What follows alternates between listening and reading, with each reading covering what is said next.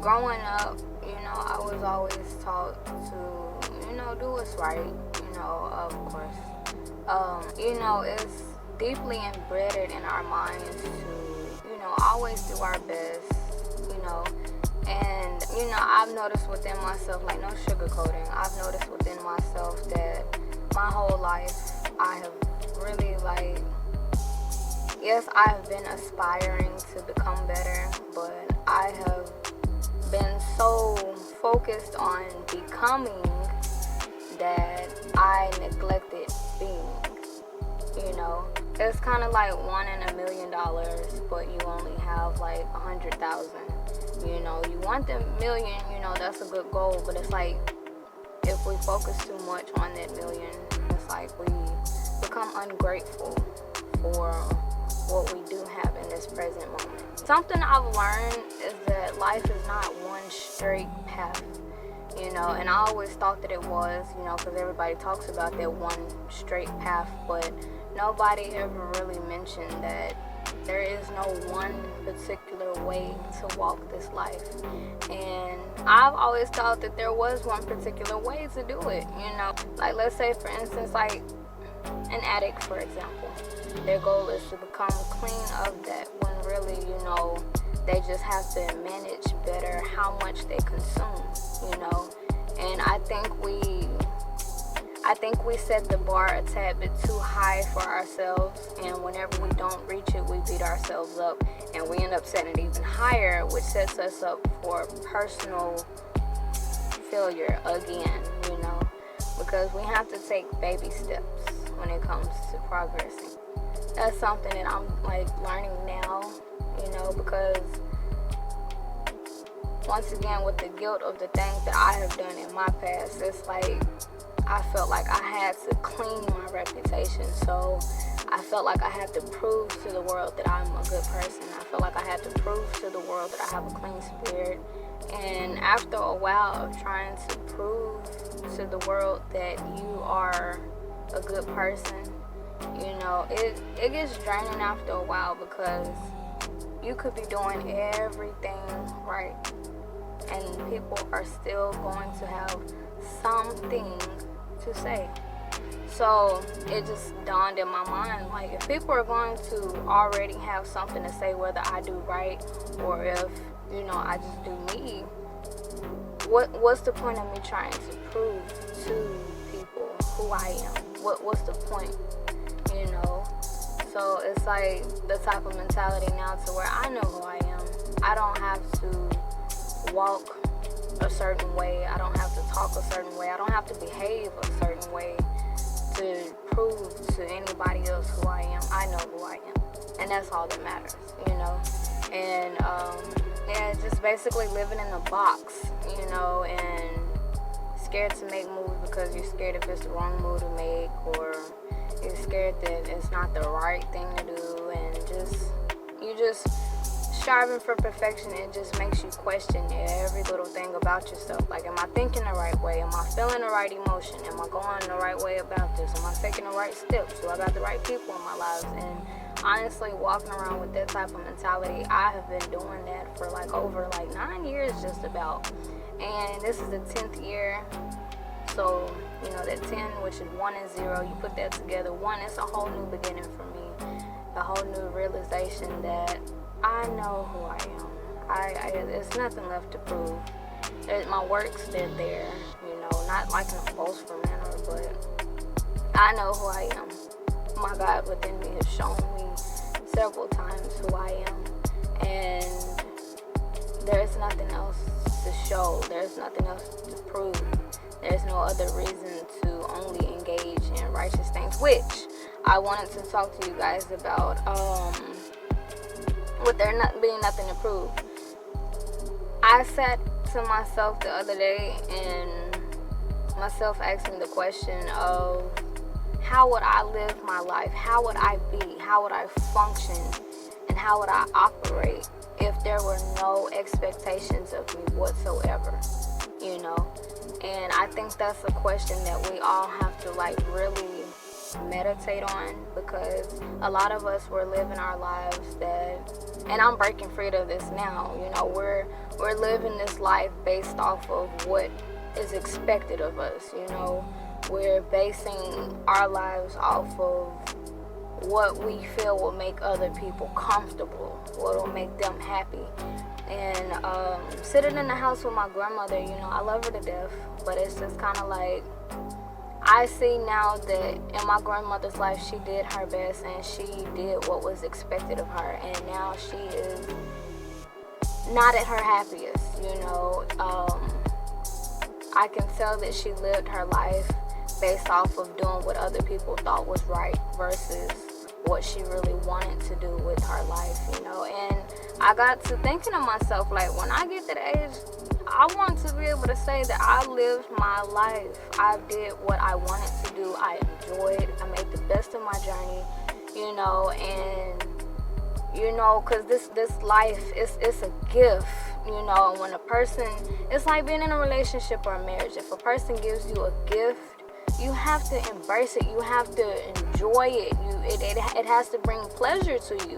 And if the life that you're living, that other people are expecting you to live it, you're living it that way, and it's not bringing you pleasure, we're not fully embracing. We're not fully enjoying the pleasure that comes along with this gift of life. You know, living a life what other people want us to do. They don't have to go to sleep at nighttime thinking and wishing to themselves, I wish I didn't do that. I wish I would just do life how I want to. They don't have to go to sleep with those feelings. They don't have to go to sleep with that regret.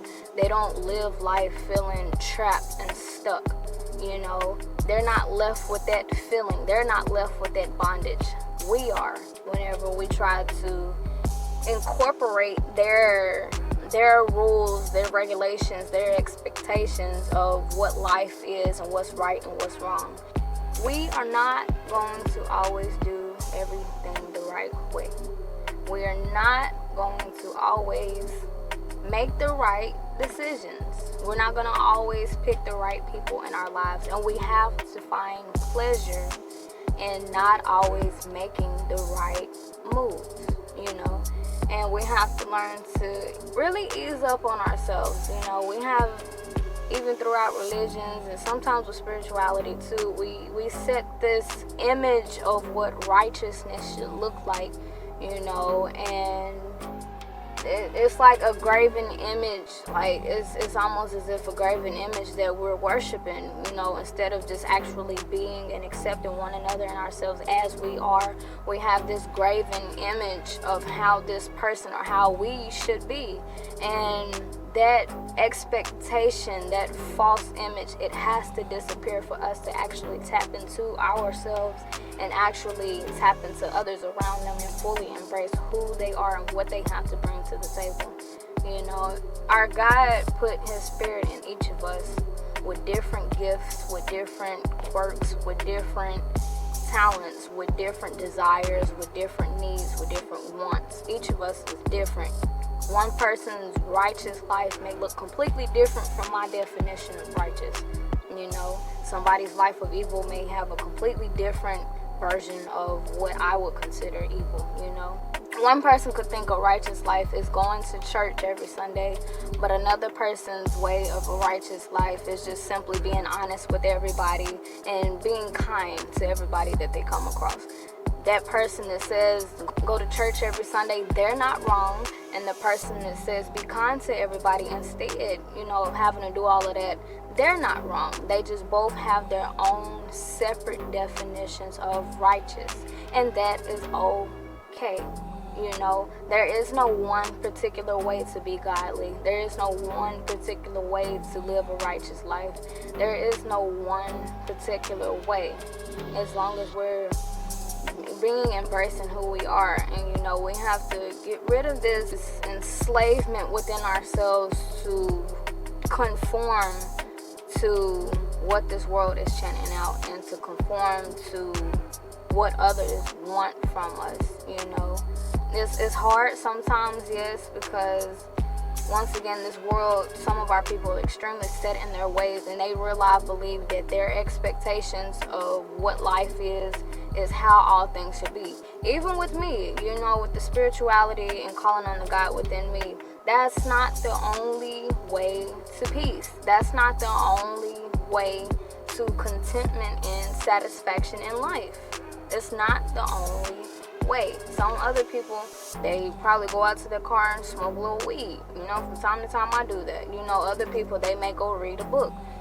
Sometimes I do that. Other people, they may call up a friend. There's different ways to go about things, and we have to know, learn, and understand that. And honestly, hearing myself talk about it now, I'm actually just now seeing that my spiritual way of going about life is not the only way to peace. I'm just really recording this video. I'm just now realizing that, and it's a wonderful and beautiful realization, because we have to know that the image that we have set in our head is an image, and we have to make sure that we're not losing sight of ourselves in the process of viewing this image. We have to make sure that we don't lose sight of the people around us and lose sight of reality, because everybody is different. Everybody has different meanings of life. Everybody has different values. Everybody has different interpretations, So for us to try to put our expectations, our ways, our values, and our meanings on other people, and to feel like we have to put theirs on as well, it creates tension, because we're not allowing these people to be themselves, and they're not allowing us to be themselves. It's just we can't live by what other people set for us. We can't live by their expectations, their needs, their wants, their desires. Each of us has a different voice within us. Although it comes from the same life source, we all have a different voice, and that voice is our gift, and it's up to us what we decide to do with it. And honestly, living it based off of the voices of others around us, we neglect that voice within us. And our God is a jealous God, so whenever we neglect the voice within us, but we praise and worship the voices around us, our God becomes jealous and punishes us through guilt. He punishes us through regret. He punishes us through feeling just trapped and just suffocated and just not free. That becomes our punishment. It becomes an internal punishment, an internal hell, and it's something that only we can free ourselves from.